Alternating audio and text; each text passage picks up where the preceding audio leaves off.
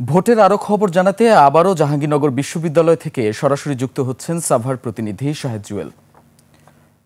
Shahed, vote গণনা সহ সার্বিক পরিস্থিতি আপনি কেমন দেখছেন? ফলাফল কখন ঘোষণা করা হবে জানা গেছে কিছু?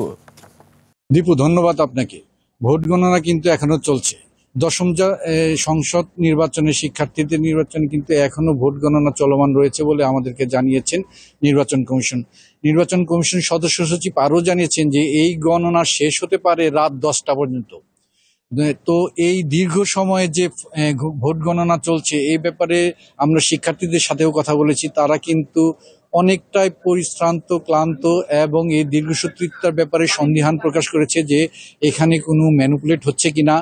তবে অনেকে আবার বলেছে যে না, এই ম্যানুয়াল পদ্ধতিতে হওয়ার কারণে এই দীর্ঘসূত্রিতা করেছে।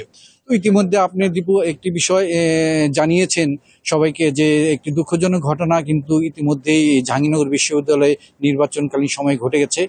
বেলা 8টা 45 সময় নির্বাচনী দায়িত্ব পালনকালে এক শিক্ষিকা, নির্বাচন রিটার্নিং কর্মকর্তা যার নাম জান্নাতুল ফেরদৌস, তিনি কিন্তু হঠাৎ করে দায়িত্ব পালন করতে এসে এই সিনেট হলের সামনে অসুস্থ হয়ে অজ্ঞান হয়ে পড়ে যায়।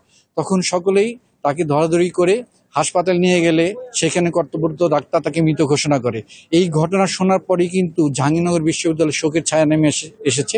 প্রার্থীরাও বলছে যে এই ঘটনা কিন্তু এই যে ক্লান্ত সময়, যে পরিশ্রান্ত সময় কয়েকদিন ধরে নির্বাচনকালীন হয়েছে এবং এই ম্যানুয়াল ভোট গণনার ফলে যে সময়টা যাচ্ছে, এতে কিন্তু সবারই কিন্তু খুব দুঃসহ সময় কাটছে বলে আমাদেরকে জানিয়েছে।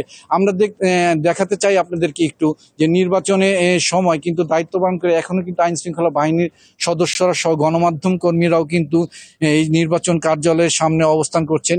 সেই সাথে শিক্ষার্থীরা কিন্তু ক্লান্ত পরিশ্রান্ত অবস্থায় এখানে কিন্তু সময় অতিবাহিত করছে।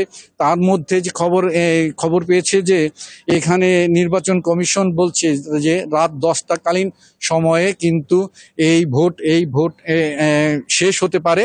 ইতিমধ্যে আমরা যেটা জেনেছি, অনানুষ্ঠানিকভাবে জেনেছি যে এখানে 13 থেকে 14টি হলের ভোট কিন্তু গণনা হয়েছে, কিন্তু নির্বাচন কমিশন আনুষ্ঠানিকভাবে আমাদেরকে কিন্তু সেটা জানায়নি। এটা আনঅফিসিয়ালি আমরা জানতে পেরেছি। তো এই হলের ভোটগুলো কিন্তু কেবল গণনা হচ্ছে, এরপরেই হবে কিন্তু কেন্দ্রীয় সংসদ শেষ হওয়ার পরে কিন্তু কেন্দ্রীয় সংসদের ভোট গণনা হবে বলে আমরা জানতে পেরেছি। তো এই ছিল আমার কাছে নির্বাচন কার্যালয় থেকে সর্বশেষ খবর। দীপু।